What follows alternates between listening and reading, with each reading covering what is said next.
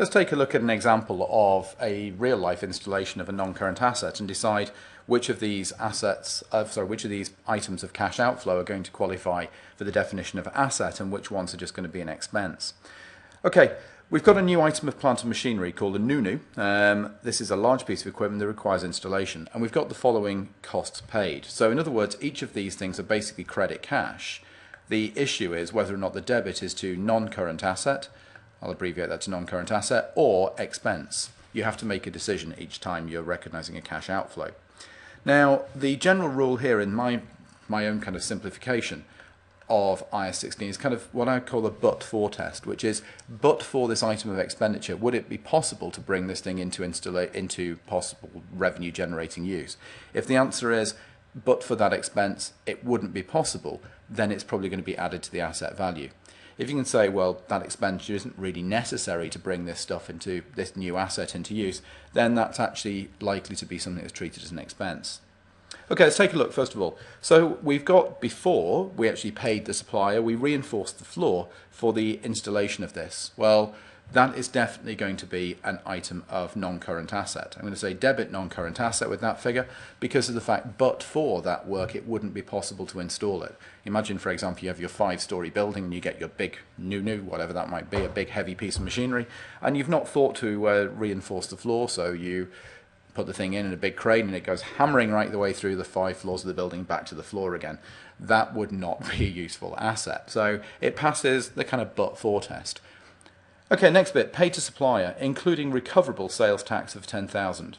Well, recoverable sales tax is going to be debit to receivable. We'll look at sales taxes later on, but basically that isn't part of the expense. You often find with sales tax you pay an amount out, but you can get a bit back by recovering it from your sales input tax.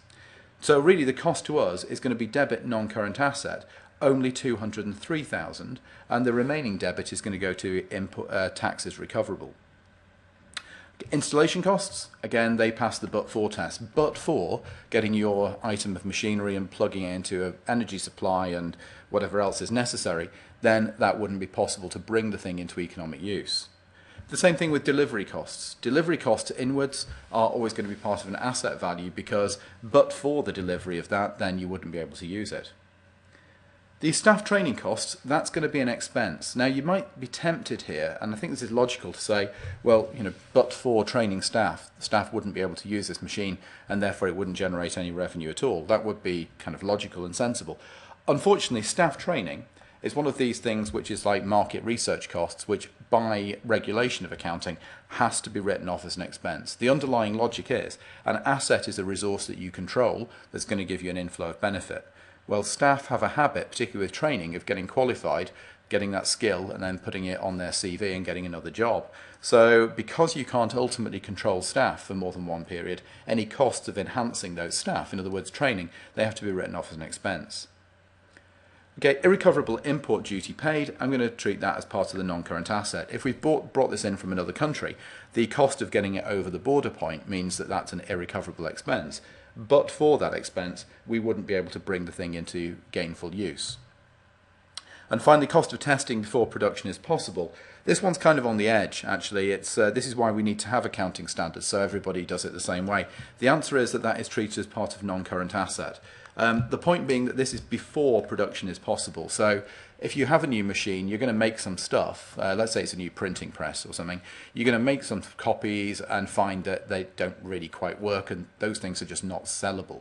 So therefore it's just part of waste. But that actual process itself, the cost of doing that, is going to give you a benefit for a number of years. Once you've kind of calibrated your printing press, I know very little about printing, but once you've basically got the thing all set up properly, that enables you to use it for a number of years. But in the process of doing that, you're going to incur some wastage. Well, that wastage is kind of part of the installation cost. You expect that, so we treat it the same way. So in this situation, our recognised value of this asset is going to be, in total, if you add all of those things up, the initial recognised value comes to $227,950.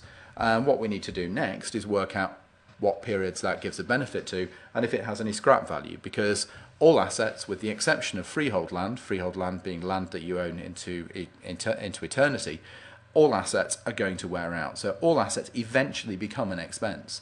If you think about it, a balance sheet, a statement of financial position, is almost just a list of deferred expenditure. Everything that you have as an asset one day is going to waste away and end up in a hole in the ground, unless it is the ground itself, which cannot end up in a hole in the ground because it's the ground itself, and therefore that's not depreciable. Okay, comes up very, very frequently. You need to be familiar with this idea. Basically, any costs incurred up till the date when you were actually able to bring the thing into use might be treated as a non-current asset cost. So first of all, test is, did these get incurred before the thing was ready for use? If it's any expenditure afterwards, it's either going to be enhancement expenditure if it enables the new to do something totally new, but if it's more often than not, it's just maintaining it.